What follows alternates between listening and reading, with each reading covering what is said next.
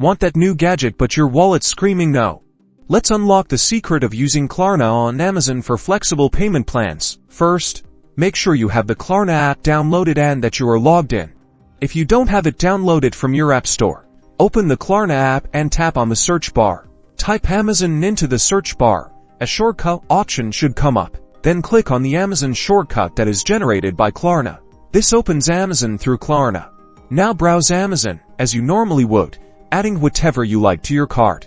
Once you're done shopping, go to your cart and proceed to checkout. This is the important part.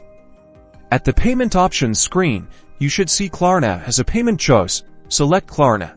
Klarna will outline your payment schedule. Typically, it is for installments, spread out over time.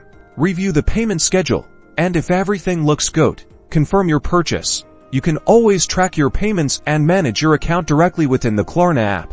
It's that easy. Now you can shop smarter and spread out those payments.